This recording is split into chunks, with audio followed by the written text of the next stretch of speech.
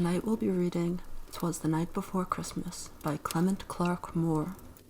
'Twas the night before Christmas, when all through the house not a creature was stirring, not even a mouse. The stockings were hung by the chimney with care, in hopes that St. Nicholas soon would be there. The children were nestled all snug in their beds, while visions of sugar plums danced in their heads, and Mamma in her kerchief, and I in my cap, had just settled down for a long winter's nap. When out on the lawn there arose such a clatter, I sprang from the bed to see what was the matter. Away to the window I flew like a flash, tore open the shutters, and threw up the sash. The moon on the breast of the new-fallen snow gave the lustre of midday to objects below, when what to my wondering eyes should appear but a miniature sleigh and 8 tiny reindeer.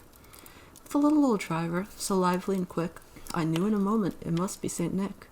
More rapid than eagles his coursers they came, and he whistled and shouted and called them by name.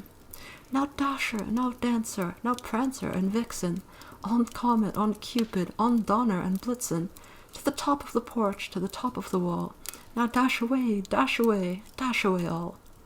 As dry leaves that before the wild hurricane fly, when they meet with an obstacle, mount to the sky. So up to the top house the coursers they flew, with the sleigh full of toys and St. Nicholas too. And then in a twinkling I heard on the roof the prancing and pawing of each little hoof. As I drew in my hand and was turning around, down the chimney St. Nicholas came up with a bound. He was dressed all in fur from his head to his foot, and his clothes were all tarnished with ashes and soot. A bundle of toys he had flung on his back, and as he looked like a peddler just opening his pack. His eyes, how they twinkled, his dimples how merry! His cheeks were like roses, his nose like a cherry, his droll little mouth was drawn up like a bow, and the beard of his chin was as white as the snow. The stump of a pipe he held tight in his teeth, and the smoke encircled his head like a wreath. He had a broad face and a little round belly that shook when he laughed like a bowl full of jelly. He was chubby and plump, a right jolly old elf, and I laughed when I saw him, in spite of myself. A wink of his eye and a twist of his head soon gave me to know I had nothing to dread.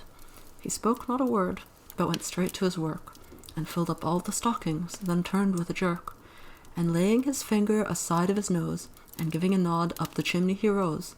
He sprang to his sleigh, to his team gave a whistle, and away they all flew like the down of a thistle.